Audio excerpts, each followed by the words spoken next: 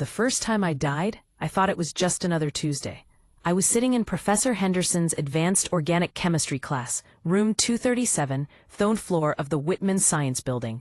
The clock read 2:47 p.m., and I was desperately trying to decipher my notes from last week when the world exploded around me. Literally. The last thing I remembered was a blinding flash of white light, the acrid smell of burning chemicals, and the horrifying realization that my Tuesday had just become permanently ruined.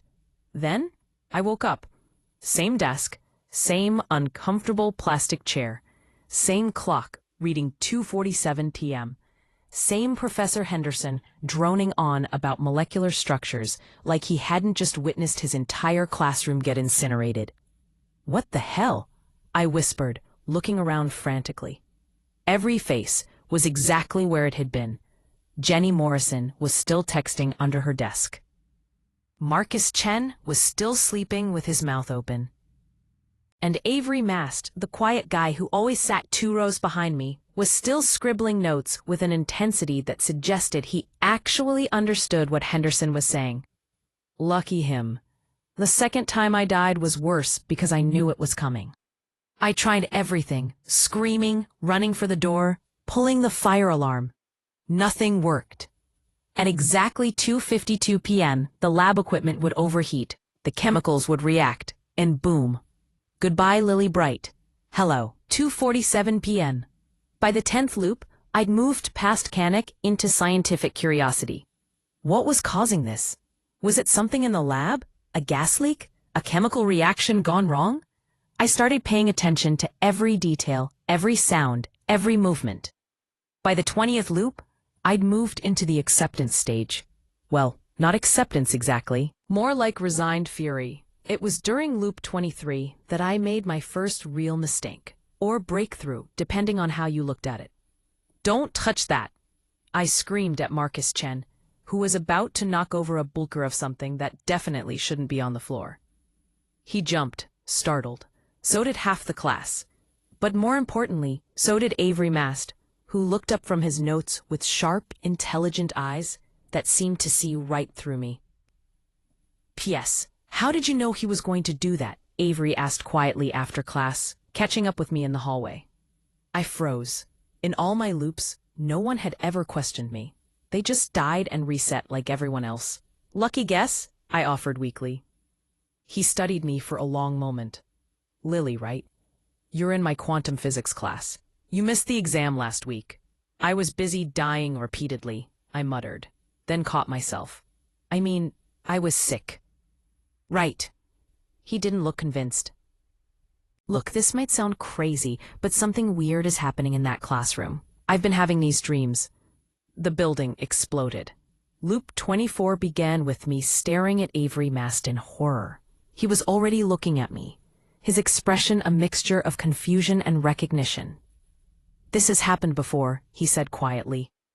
Yeah, about 24 times, I replied. His face went pale. You remember too? And that's how I accidentally dragged Avery Mast into my personal hell. Okay, walk me through this again, Avery said during loop 27. We were hiding in the supply closet, having discovered that we could have about 4 minutes of conversation before the inevitable boom. Every day, every loop, we're back in Henderson's class at 2:47. At exactly 2:52, something causes an explosion that kills everyone. Then we reset. And this has been going on for... I've stopped counting, but at least a month. I leaned against a shelf of laboratory supplies. The question is why you can suddenly remember. You couldn't before. Maybe it's because you talked to me? Created some kind of connection? He pulled out a notebook. Of course he took notes, even during apocalyptic time loops, and started scribbling. In quantum mechanics, observation changes the system being observed. Maybe by acknowledging my presence, you somehow pulled my consciousness into the loop.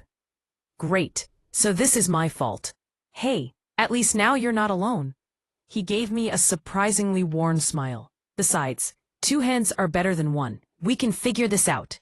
I wanted to believe him. I really did. Our first major breakthrough came during loop 32, when Avery noticed something I'd missed completely. pointing to his carefully drawn diagram. Look at the scorch patterns on the walls. It's coming from the back corner near the fume hood. How can you possibly know that? We're usually vaporized before we can see anything. I've been staying conscious longer each time. It's all about positioning and knowing what to look for. He tapped his pen against the paper. The question is what's causing it. Henderson's demonstration is basic polymer synthesis. Nothing that should be explosive. We spent the next 10 loops investigating, but every time we got close to the source, something went wrong. The lab equipment would malfunction early, or Henderson would change his routine, or we'd get caught trying to examine the fume hood and be kicked out of class. It was during loop 42 that we encountered our first major conflict. "I can't do this anymore," I announced, slumping against the supply closet wall. "What do you mean?" "I mean, I'm done. I'm tired of dying, tired of watching everyone else die, tired of pretending everything's normal when I know we're all going to explode in 3 minutes." I laughed, but it came out bitter and cracked. "Do you know what it's like, watching Jenny Morrison text her boyfriend the same message 42 times? Watching Marcus drool on the same page of his textbook? They're not people anymore, Avery. They're just puppets." "They're still people," he said firmly. "They just don't know what we know." "Exactly. They don't know. They don't remember. They don't matter." The words came out harsher than I'd intended, but I was past caring. We could do anything at all, and it wouldn't matter because it'll all reset anyway. Avery was quiet for a long moment. When he spoke, his voice was careful. "What are you suggesting?" "I'm suggesting we stop trying to save people who don't even know they need saving. We figure out how to get ourselves out of here and leave everyone else to their fate." "No, no, no." He met my eyes steadily. "I won't abandon them. I can't." "Even though they'll never know? Even though it doesn't matter?" "It matters to me." He stood up, shouldering his backpack. "And it should matter to you too. The Lily I met wouldn't give up on innocent people." "A Lily you met has been dead for about a month," I snapped. "This is survival, Avery, pure and simple." "No, this is fear. You're scared that we might fail, so you want to quit trying." He opened the closet door. "But I'm not quitting, with or without you." He left. I stayed in the closet until the explosion, wondering when I'd become someone I didn't recognize. Loop 43 was awkward. Avery was polite but distant, and I felt the sharp ache of loneliness that I'd forgotten during our brief partnership. He went back to his methodical investigation while I sat in my desk, counting down the minutes until oblivion. It was during loop 45 that pride finally lost to practicality. "I'm sorry," I said, catching up with him after class. "For what?" "For being a terrible person, for suggesting we abandon everyone, for forgetting that just because something is hard doesn't mean we shouldn't try." He studied me for a moment, then nodded. "Apology accepted. But Lily?" "Yeah?" "Don't forget again. The moment we stop caring about them is the moment we become something else entirely." Our second major conflict arose during loop 58, after we'd finally identified the source of the explosion. "It's not equipment malfunction," Avery explained, showing me his latest observations. "Someone is deliberately causing this." "What do you mean, someone?" "I mean someone in that classroom has been sabotaging the lab equipment." "Look," he pointed to his notes. "The timing is too precise, the damage too specific. This isn't an accident." I felt cold. "You're saying someone in our class is a murderer?" "A mass murderer," he corrected grimly. "The question is who." We spent the next several loops watching our classmates with new eyes. Jenny, with her constant texting, was she communicating with someone? Marcus, with his apparent sleeping, was he actually observing? Even Professor Henderson came under suspicion. But it was loop 64 when we got our answer, and it changed everything. I was positioned near the back of the classroom, watching the fume hood, when I saw her. Sarah Kim, the quiet pre-med student who always sat in the front row, had slipped to the back during Henderson's demonstration. She moved with practiced efficiency, adjusting something on the equipment before returning to her seat. "It's Sarah," I whispered to Avery during our post-explosion debrief. Sarah Kim? Are you sure? Positive. She's been sabotaging the equipment. But why? She dies too. Maybe that's the point, Avery said quietly. Maybe she wants to die, and she's taking everyone with her. That revelation led to our second major conflict. And this one was worse than the first. We have to stop her, I said during Loop 66. Agreed, but how? We can't exactly call the police. They'd think we're crazy. And we can't physically restrain her without causing a scene. We could warn Henderson. With what proof? Professor, Sarah is going to sabotage your lab because we're trapped in a time loop. He'll have us committed. I was quiet for a moment, then said the thing I'd been thinking. We could kill her. Avery went very still. What? Not permanently. Just for this loop. We know it'll reset anyway, and if she's dead, she can't sabotage the equipment. Lily, no. Why not? It's not real murder as she comes back to life. Yes, it is. His voice was sharp. Murder is murder, regardless of consequences. The moment we cross that line, we become the monsters. Then what do you suggest? We've tried talking to her. She doesn't remember the conversation. We've tried preventing her from reaching the equipment. She finds another way. We've tried warning others. No one believes us. I was getting desperate. She's going to kill 23 people, Avery, including us, including herself. There has to be another way. What if there isn't? What if this is the only option? Then we find another option. And if we can't? Then we keep trying until we do. We stared at each other across the supply closet. Two people who'd been through hell together, but had found the one thing we couldn't agree on. I won't be a murderer, Avery said finally. And I won't be a victim, I replied. Loop 67 was tense. Loop 68 was worse. By Loop 70, we weren't speaking at all. I spent my time planning Sarah's death. Avery spent his time trying to find alternatives. We were both failing. It was during Loop 73 that everything changed again. I was sitting in my usual spot, watching Sarah with murder in my heart, when Avery suddenly stood up during Henderson's demonstration. Professor, he called out, I think there might be a gas leak near the fume hood. Henderson looked annoyed at the interruption. Mast, I assure you our equipment is perfectly safe. Just smell it, Avery insisted. Everyone, can you smell that? He was lying, of course. But something about his urgency made people listen. Henderson walked over to investigate. Several students followed. And in the chaos, Sarah couldn't reach her sabotage point. 252 came and went. 253. Holy shit, I whispered. We didn't explode. You did it, I said to Avery after class, catching up with him in the hallway. My heart was still racing from the adrenaline of survival. We did it, he corrected. I couldn't have figured out the source without your observations. But you found the solution, and you did it without Moner? Yeah. He gave me a tired smile. Turns out there was another way after all. I felt something tight in my chest loosen. So what now? Are we free? I don't know. Maybe we have to go through tomorrow normally. Maybe the loop only resets if we die. But even as he said it, I could feel that familiar tug at the edge of my consciousness. When I woke up, it was 2:47 p.m., and I was back in Henderson's classroom. No, no, no, I screamed, jumping up from my desk. Everyone stared at me, including Avery, whose face went pale with understanding. It didn't work, I said during our supply closet meeting in Loop 74. The loop reset even though we survived. There has to be more to this. Like what?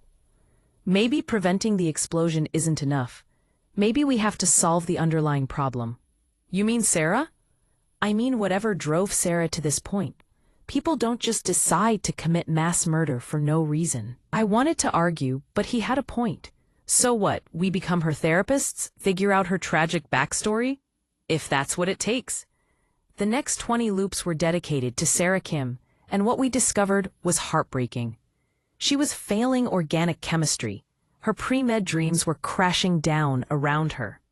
Her parents, who had sacrificed everything to send her to college, were expecting excellence she couldn't deliver. The pressure was crushing her, and she decided that if she couldn't succeed, she'd take everyone down with her. She needs help, Avery said after we'd finally pieced together her story. Professional help. And how exactly do we get her that? Hi, Sarah. We know you're planning to kill everyone because we're psychic. We be her friend, he said simply. We show her she's not alone. Loop 94 was our first real attempt. I approached Sarah after class. Hey, Sarah, I was wondering if you wanted to study together sometime. Organic chemistry is kicking my ass. She looked surprised. You want to study with me? But you're getting A's. Barely, and I learn better with other people. For a moment, I thought she might say yes. Then her expression closed off. Thanks, but I prefer studying alone. Loop 95, Avery tried a different approach. He complimented her lab technique. She smiled but still maintained her distance. Loop now D6. We both tried talking to her. She seemed more receptive, but still went through with her plan. It was loop 103 when we finally had our breakthrough, though it came from an unexpected source. You know Sarah's planning to kill everyone, right? I said to Marcus Chen during a moment when he was actually awake. Sarah Kim? Nah, she's cool. Helped me with my chemistry homework last semester. He yawned. Why would she want to kill people? Wait, you know her? Actually know her? Yeah, we're in study group together. Well, we were until she stopped showing up. Think she's stressed about something. And suddenly, we had our answer. Marcus, I said during loop 104, approaching his desk. That study group you mentioned, the one with Sarah Kim, is it still meeting? Nah, Sarah dropped out. Said she didn't want to bring the group down with her grades. What if we convinced her to come back? I guess, but she seemed pretty determined to handle things alone. Trust me on this. Ask her. Tell her the group isn't the same without her. Loop 105. Marcus made the invitation. Sarah declined. Loop 106. I asked Jenny Morrison to talk to Sarah about joining her study group. Sarah declined. Loop 107. Avery convinced Professor Henderson to pair Sarah with stronger students for the lab project. She couldn't decline that. Loop 108 was different from the moment it started. Sarah actually smiled when Marcus waved at her. She nodded politely when Jenny complimented her jacket.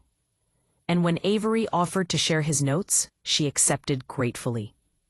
Thank you, she said quietly. I've been struggling. We all struggle, Avery replied. That's why we help each other. 247 became 248. Sarah was engaged in conversation with her lab partner. She was laughing at something Marcus said. She was focused on her work, no longer isolated in her despair. Henderson complimented her technique. She was exactly where she should be, surrounded by classmates who saw her as a person worth knowing. We were all still alive. I looked at Avery, and he looked at me. And for the first time in over 100 loops, I felt genuine hope. The climax came at 3:15 p.m. on what I desperately hoped would be our last loop. The class had ended normally. Students were packing up, chatting about weekend plans, complaining about upcoming exams. Sarah was walking out with Marcus and Jenny. Part of their conversation for the first time in months. Avery and I hung back, watching. Think it worked? I whispered. I hope so. She seems... The building shook, not the familiar explosion from the chemistry lab, but something different, something bigger. The lights flickered, and in the distance, we could hear screaming. What the hell? I grabbed Avery's arm as another tremor ran through the floor. Professor Henderson's voice came over the intercom. This is an emergency announcement. All students and faculty are to evacuate immediately. There has been an explosion in the basement laboratory. I repeat, evacuate immediately. The basement, not our classroom, not Sarah's doing. We ran for the stairs along with everyone else, but I couldn't shake the feeling that this was wrong. In all our loops, the explosion had always been at 2:52, always in our classroom, always the same. Avery, I called out over the chaos. This isn't right. What do you mean? I mean, this isn't our explosion. This is something else entirely. We reached the ground floor, but Instead of heading for the exit, I pulled him aside. "The loop," I said urgently. "It's not about the explosion. It's not about Sarah. It's about something else. And we've been focusing on the wrong thing for over 100 loops. Lily, we need to get out of here." "No, we need to think. Why would the universe trap us in a time loop? Why us? Why this day? Why this time?" Another explosion rocked the building. Through the windows, I could see emergency vehicles arriving. "Because," Avery said slowly, understanding dawning in his eyes, "we're supposed to stop this one, the real one." We fought our way back through the evacuation crowd, ignoring the shouts of emergency personnel. The basement laboratories were off limits to undergraduates, but desperate times called for desperate measures. The smoke was thick, the air acrid with chemical fumes. Emergency lighting cast eerie shadows as we made our way down the corridor. "There," Avery pointed to a door marked with radiation warnings. "That's where it's coming from." Inside, we found chaos, equipment overturned, chemicals spilled, and in the center of it all, Dr. Elizabeth Warren, the nuclear chemistry professor, unconscious on the floor, next to what looked like a makeshift bomb. She was trying to stop it, I realized, kneeling beside her. Someone else planted this. Avery was examining the device with the focused intensity I'd learned to trust. It's sophisticated. Remote detonation, multiple failsafes. Whoever did this knew what they were doing. "Can you disarm it?" "Maybe, but I'll need time. And I think time is the one thing we don't have." The timer on the device read 0347. 3 minutes and 47 seconds. Almost exactly the length of our loop. "This is it," I said with sudden certainty. "This is why we've been trapped. Not to save our classroom, but to save the entire building. Maybe the entire campus. The nuclear material down here," Avery added, understanding. "If this goes off, it won't just be an explosion. It'll be contamination, radiation, long-term damage." "Can you do it?" "I think so, but if I'm wrong..." "Then we loop again, and we try something different." I grabbed his shoulders, looking directly into his eyes. "Avery, you've got this. I trust you." He nodded, took a deep breath, and went to work. His hands moved with steady precision, disconnecting wires, bypassing circuits. I watched the timer count down while trying to drag Dr. Warren to safety. "Almost there," he muttered. "Just need to..." Footsteps in the corridor. Heavy boots. Multiple people running toward us. "In here," someone shouted. I can hear voices. Emergency responders. Coming to evacuate us. Coming to interrupt Avery just when he needed focus most. "Keep going," I told him, then stepped into the doorway to face the approaching team. "Stop! Don't come in here. Miss, you need to evacuate immediately.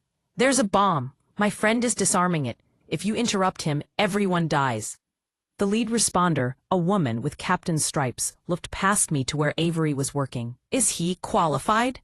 "He's a physics major who's been studying this device for over 100. I caught myself. "He knows what he's doing. Please."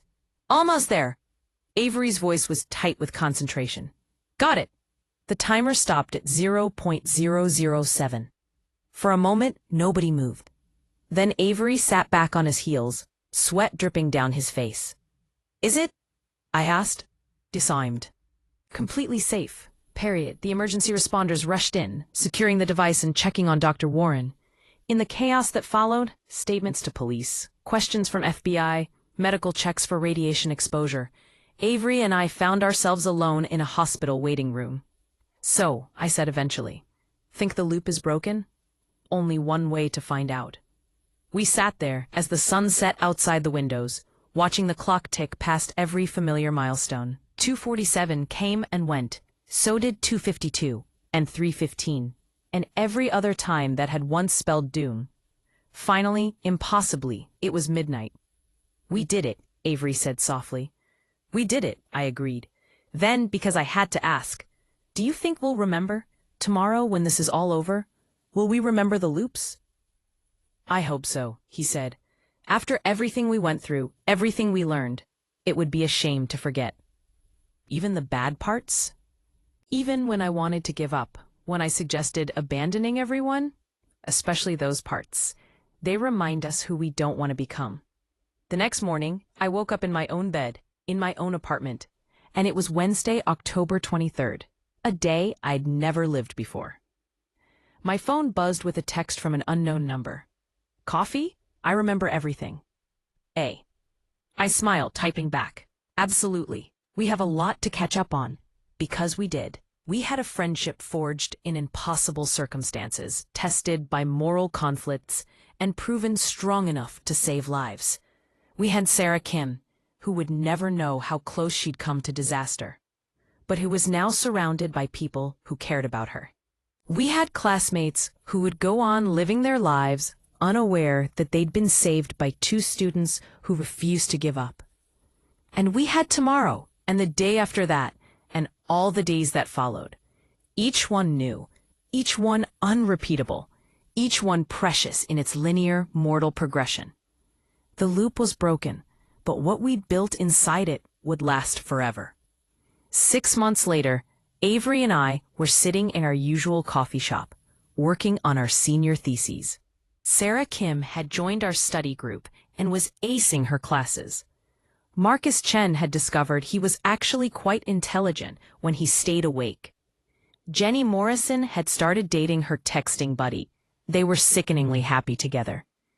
Dr. Warren had recovered fully and had no memory of the incident, thanks to a concussion. The would-be bomber, a disgruntled former student with a grudge against the nuclear program, had been arrested and convicted. Life had returned to normal. Well, mostly normal. Do you ever miss it?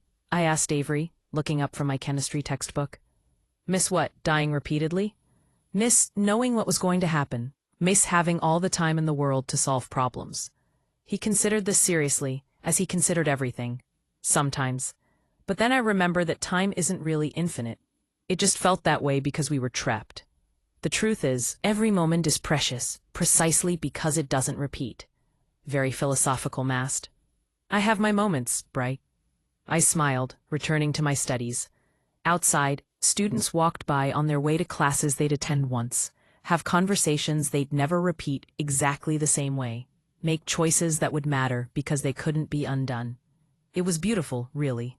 The terrifying, exhilarating, irreversible forward march of time. I wouldn't trade it for anything, not even for the power to save everyone, every time, forever. Some things were worth the risk of getting wrong.